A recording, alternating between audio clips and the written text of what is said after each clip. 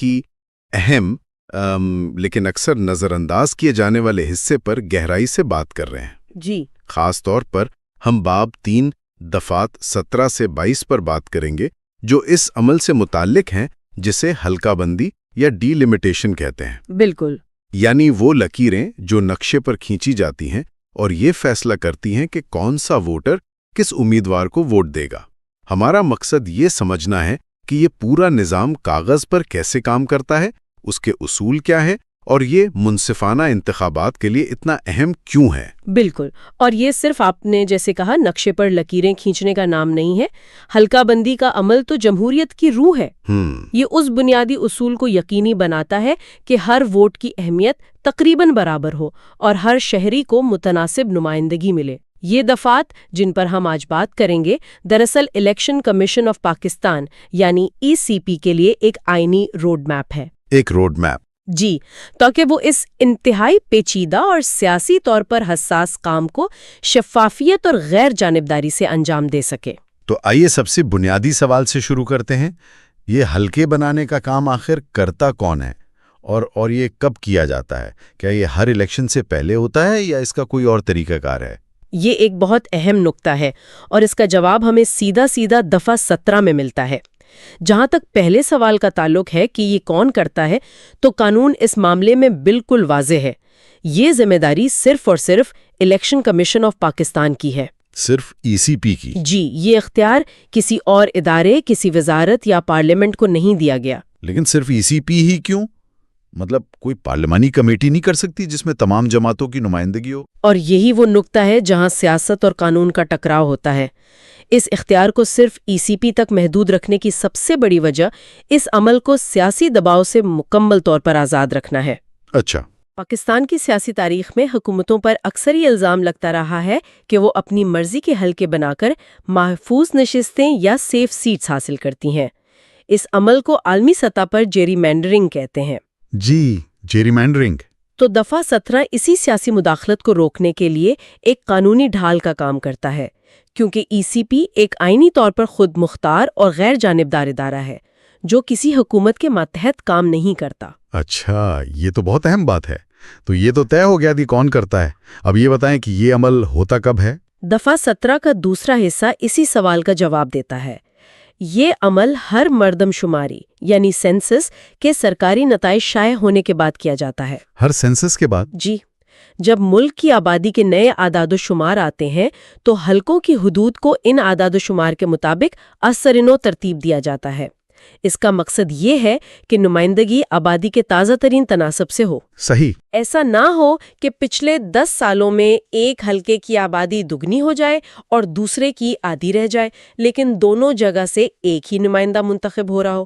اس سے ووٹ کی قدر میں بہت بڑا فرق آ جاتا ہے۔ ٹھیک ہے، تو یہ تو طے ہو گیا کہ ECP کرتا ہے اور ہر مردم شماری کے بعد کرتا ہے۔ اب اگر ہم قومی اور صوبائی اسمبلیوں کی بات کریں تو کیا دونوں کے لیے حلقہ بندی کا عمل ایک جیسا ہوتا ہے یا اس میں کوئی فرق ہے؟ عمل کی روح تو ایک ہی ہے، لیکن اس کا اطلاق مختلف سطحوں پر ہوتا ہے، جیسا کہ دفعہ 19 میں تفصیل سے بتایا گیا ہے۔ قومی اسمبلی کے لیے ECP ہر صوبے اور اسلام آباد کیپٹل ٹیریٹری کو قومی اسمبلی کی نشستوں کے لیے الگ الگ حلقوں میں تقسیم کرتا ہے، یعنی پنجاب کے حلقے الگ، سندھ کے الگ اور اسی طرح باقی صوبوں کے بھی۔ ایک منٹ، یہاں ایک سوال ذہن میں آتا ہے۔ ان نشستوں کی کل تعداد کون طے کرتا ہے؟ کیا یہ بھی ECP ہی کرتا ہے کہ پنجاب سے کتنی نشستیں ہوں گی اور بلوچستان سے کتنی؟ نہیں، یہ ایک بہت اہم فرق ہے۔ نشستوں کی کل تعداد آئین کے آرٹیکل 51 کے تحت پارلیمنٹ طے کرتی ہے۔ اچھا، یہ پارلیمنٹ کا کام ہے؟ جی، ECP کا کام صرف ان طے شدہ نشستوں کی بنیاد پر حلقوں کی تقسیم کرنا ہے۔ اگر آئین کہتا ہے کہ قومی اسمبلی کی کل نشستیں 342 ہیں، تو ECP کا کام ان نشستوں کو آبادی کے تناسب سے ملک بھر میں منصفانہ طور پر تقسیم کرنا ہے۔ مطلب وہ خود سے نشستیں کم یا زیادہ نہیں کر سکتا؟ بالکل نہیں۔ یہی طریقہ کار صوبائی اسمبلیوں کے لیے بھی اپنایا جاتا ہے۔ ہر صوبے کو اس کی اپنی نشستوں کے لیے چھوٹے حلقوں میں تقسیم کیا جاتا ہے۔ اچھا، تو عام نشستوں کے لیے تو نقشے پر لکیریں کھینچی جاتی ہیں، لیکن میرا ذہن مخصوص نشستوں کی طرف جا رہا ہے، جیسے خواتین یا غیر مسلموں کے لیے۔ ظاہر ہے ان کے لیے تو کوئی جغرافیائی حلقہ نہیں بن سکتا، تو پھر ان کی نمائندگی کا نظام کیسے کام کرتا ہے؟ جی، یہاں پر طریقہ کار بالکل مختلف ہے، اور اس کی وجہ نمائندگی کو وسیع اور جامع بنانا ہے۔ خواتین کی مخصوص نشستوں کے لیے خاص طور پر صوبائی سطح پر پورے صوبے کو ایک ہی حلقہ تصور کیا جاتا ہے۔ پورے صوبے کو؟ جی، اس کا مطلب یہ ہے کہ امیدواروں کا انتخاب کسی ایک شہر یا ضلع سے نہیں، بلکہ سیاسی جماعتوں کو پورے صوبے میں ملنے والے ووٹوں کے تناسب سے ہوتا ہے۔ اس سے یہ یقینی بنایا جاتا ہے کہ نمائندگی کسی ایک علاقے تک محدود نہ رہے۔ اور غیر مسلموں کی مخصوص نشستوں کے بارے میں کیا حکم ہے؟ قومی اسمبلی میں غیر مسلموں کی مخصوص نشستوں کے لیے قانون اس سے بھی ایک قدم آگے بڑھتا ہے اور پورے ملک کو ایک واحد حلقہ سمجھتا ہے۔ واہ، یہ تو میں نے کبھی سوچا ہی نہیں تھا، یعنی پورے ملک کو ایک حلقہ بنا دینا۔ اس سے تو نمائندگی کا تصور ہی بدل جاتا ہے۔ بالکل، وہ کسی ایک شہر یا صوبے کا نمائندہ نہیں، بلکہ پوری پاکستانی کمیونٹی کا نمائندہ ہوتا ہے۔ زبردست۔ اس کا مقصد یہی ہے کہ نمائندگی کسی ایک صوبے یا علاقے تک محدود نہ رہے، بلکہ پورے پاکستان میں پھیلی ہوئی برادریوں کی آواز پارلیمنٹ تک پہنچے۔ یہ اصول اس بات کو یقینی بناتا ہے کہ منتخب ہونے والے نمائندے پورے ملک میں اپنی برادری کے مفادات کا خیال رکھیں۔ یہاں سے بات واقعی دلچسپ ہو جاتی ہے۔ ای سی پی جب یہ نقشے بناتا ہے تو کن اصولوں کو مد نظر رکھتا ہے؟ کیا وہ اپنی مرضی سے جہاں چاہے لکیر کھینچ سکتے ہیں، یا ان کے ہاتھ کچھ اصولوں سے بندھے ہوتے ہیں؟ نہیں، ایسا بالکل نہیں ہے۔ دفعہ 20 اس عمل پر بہت واضح اور سخت اصول لاگو کرتا ہے تاکہ اس میں منمانی کی کوئی گنجائش نہ رہے۔ سب سے پہلا اور سب سے اہم اصول ہے آبادی۔ کوشش کی جاتی ہے کہ تمام حلقوں میں ووٹرز کی تعداد تقریباً برابر ہو، تاکہ ایک شخص ایک ووٹ کا اصول عملی طور پر برقرار رہے، یعنی ہر ووٹ کا وزن تقریباً ایک جیسا ہو۔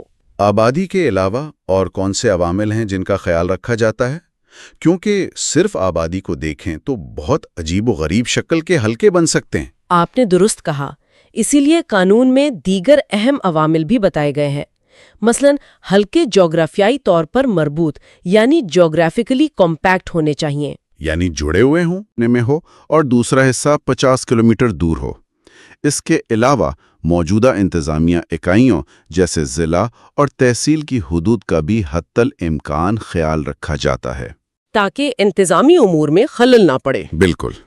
چلیں ایک لمحے کے لیے فرض کرتے ہیں کہ میں ایک گاؤں کا ووٹر ہوں، اور نئی حلقہ بندی میں میرے گاؤں کو ایک ایسی تحصیل کے ساتھ جوڑ دیا گیا ہے جو ایک دریا کے پار ہے۔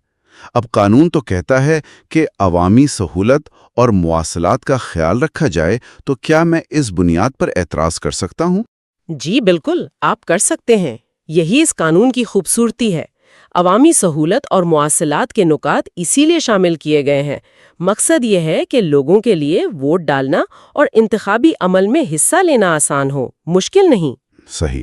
آخر میں کوشش یہ بھی کی جاتی ہے کہ ایک جیسی ثقافتی اور سماجی خصوصیات رکھنے والے علاقے ایک ہی حلقے میں شامل ہوں، تاکہ ان کے مشترکہ مسائل کا نمائندہ بہتر طریقے سے احاطہ کر سکے۔ میں نے ایک 10% کے اصول کے بارے میں بھی سنا ہے، یہ کیا ہے اور یہ اتنا اہم کیوں سمجھا جاتا ہے؟ یہ دفعہ 20 کا سب سے اہم حصہ ہے، اور یہ شفافیت اور برابری کو یقینی بنانے کے لیے بہت ضروری ہے۔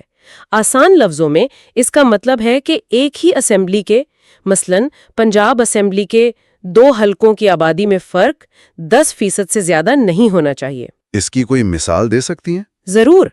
مثال کے طور پر اگر پنجاب اسمبلی کے ایک حلقے الف کی آبادی 1 لاکھ ہے، تو اسی اسمبلی کے کسی بھی دوسرے حلقے بے کی آبادی 90,000 سے کم اور 1,10,000 سے زیادہ نہیں ہو سکتی۔ اچھا۔ یہ اصول اس بات کو یقینی بناتا ہے کہ تمام حلقے سائز میں تقریباً برابر ہوں اور ہر ووٹ کا وزن بھی تقریباً برابر رہے۔ کیا اس اصول میں کوئی چھوٹ بھی ہے؟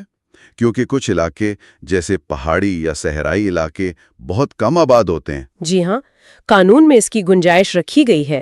غیر معمولی حالات میں ای سی پی اس 10% کی حد سے تجاوز کر سکتا ہے، لیکن اس کے لیے اسے تحریری طور پر اس کی ٹھوس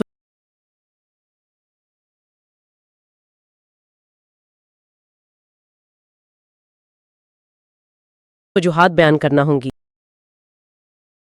اچھا، وجہ بتانی پڑے گی۔ جی، وجہ بتانے کی شرط اس لیے ہے تاکہ کوئی اس چھوٹ کا غلط استعمال نہ کر سکے اور شفافیت برقرار رہے۔ تو کیا یہ سارا عمل بند دروازوں کے پیچھے ہوتا ہے یا عوام بھی اس میں شامل ہو سکتے ہیں؟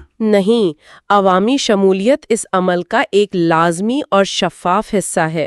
دفعہ 21 خاص طور پر اسی طریقہ کار کے لیے ہے۔ وہ کیسے؟ سب سے پہلے ای سی پی حلقوں کی ایک ابتدائی فہرست اور نقشے جاری کرتا ہے اور اسے عوام کے سامنے پیش کرتا ہے۔ یہ ایک طرح کا ڈرافٹ ہوتا ہے۔ اور عوام اس پر اپنی رائے کیسے دے سکتے ہیں؟ اس ابتدائی فہرست کی اشاعت کے بعد عوام کے پاس 30 دن ہوتے ہیں کہ وہ اپنے اعتراضات یا تجاویز جمع کروا سکیں۔ اگر کسی کو لگتا ہے کہ اس کے گاؤں کو غلط حلقے میں شامل کر دیا گیا ہے یا حدود ٹھیک نہیں ہے تو وہ اپنی درخواست ای سی پی کو دے سکتا ہے۔ صرف 30 دن؟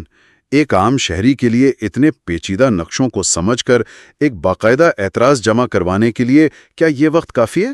یہ ایک بہت ہی جائز نقطہ ہے، اور ہاں، اس پر تنقید ہوتی ہے کہ یہ مدت کم ہے، خاص طور پر دور دراز علاقوں کے شہریوں کے لیے جہاں معلومات تک رسائی بھی مشکل ہوتی ہے۔ لیکن قانون کا مقصد ایک توازن قائم کرنا ہے۔ اگر یہ مدت بہت لمبی کر دی جائے تو انتخابی عمل میں تاخیر ہو سکتی ہے۔ اس میں ایک اور شرط بھی ہے شاید، کیا کوئی بھی شخص کسی بھی حلقے کے بارے میں اعتراض کر سکتا ہے؟ نہیں، یہاں ایک اہم شرط ہے۔ اعتراض صرف اسی مجوزہ حلقے کا رجسٹرڈ ووٹر ہی کر سکتا ہے جس کے بارے میں اعتراض ہو۔ اچھا۔ مثال کے طور پر کوئی شخص جو لاہور کے حلقہ 125 کا رہائشی ہے، وہ کراچی کے حلقہ 245 کی حدود کے بارے میں شکایت درج نہیں کروا سکتا۔ یہ اصول اس لیے ہے تاکہ صرف متاثرہ افراد ہی اپنی آواز اٹھا سکیں۔ اور ان اعتراضات کا کیا ہوتا ہے؟ کیا انہیں صرف سن کر ایک طرف رکھ دیا جاتا ہے؟ نہیں، الیکشن کمیشن ان تمام اعتراضات اور تجاویز کو سننے کے لیے باقاعدہ سماعت کرتا ہے، ان پر غور کرتا ہے، اور اگر کوئی اعتراض درست ہو تو اس کے مطابق تبدیلی کرتا ہے۔ اس سارے عمل کے بعد ای سی پی حلقوں کی حتمی فہرست سرکاری طور پر شائع کرتا ہے۔ فرض کریں حتمی فہرست شائع ہو گئی اور بعد میں کوئی بڑی غلطی نظر آئی یا کوئی انتظامی تبدیلی، جیسے ایک نیا ضلع بن گیا، تو کیا پھر کچھ نہیں ہو سکتا؟ کیا وہ فہرست پتھر پر لکیر ہے؟ نہیں، اس کے لیے بھی قانون میں گنجائش رکھی گئی ہے۔ دفعہ 22 اسی صورتحال سے نمٹنے کے لیے ہے۔ ای سی پی کے پاس اختیار ہے کہ وہ حتمی فہرست کے شائع ہونے کے بعد بھی اس میں ترمیم کر سکتا ہے۔ کیا اس کی کوئی وقت کی حد ہے یا یہ الیکشن سے ایک دن پہلے بھی کیا جا سکتا ہے؟ جی بالکل، اور یہ حد بہت اہم ہے۔ یہ ترمیم انتخابات کے شیڈول کے اعلان سے پہلے تک ہی کی جا سکتی ہے۔ عام طور پر قانون یہ کہتا ہے کہ الیکشن سے کم از کم 4 ماہ قبل تک ہی ترمیم کی جا سکتی ہے۔ یعنی یہ ایک طرح کا سیفٹی لاک ہے۔ بالکل درست۔ اس کا مقصد آخری لمحات میں ہونے والی تبدیلیوں سے بچنا ہے تاکہ ووٹرز اور امیدواروں میں کوئی ابہام پیدا نہ ہو۔ تاکہ کوئی بھی جماعت الیکشن سے عین پہلے اپنی مرضی کی تبدیلیاں نہ کروا سکے۔ جی، اگر الیکشن سے چند دن پہلے حلقے بدل دیے جائیں تو پوری انتخابی مہم اور ووٹرز کا ذہن متاثر ہو سکتا ہے۔ اور حتمی فہرست میں ترمیم کے لیے بھی تحریری طور پر ٹھوس وجوہات فراہم کرنا لازمی ہے۔ تو اس سب کا خلاصہ کیا ہے؟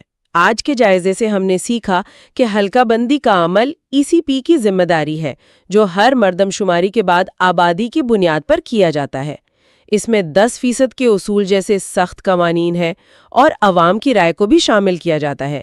یہ نظام کاغذ پر تو بہت مضبوط لگتا ہے۔ بالکل، یہ ایک ایسا مربوط نظام ہے جو شفافیت، برابری اور عوامی نمائندگی کو یقینی بنانے کے لیے ڈیزائن کیا گیا ہے۔ آبادی سے لے کر جغرافیہ اور عوامی سہولت تک ہر اصول کا مقصد انتخابی عمل کو زیادہ سے زیادہ منصفانہ اور قابل اعتبار بنانا ہے۔ لیکن اصل چیلنج تو نفاذ کا ہوگا۔ جی، اصل چیلنج ہمیشہ اس کے نفاذ میں ہوتا ہے۔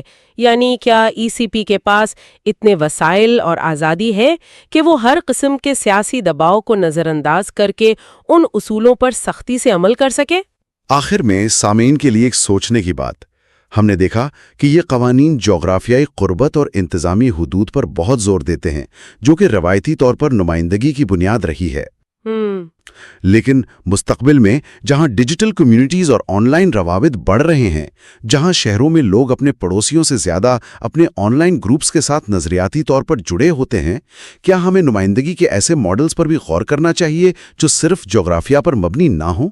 یہ ایک سوال ہے جس پر آنے والے وقتوں میں غور کیا جا سکتا ہے۔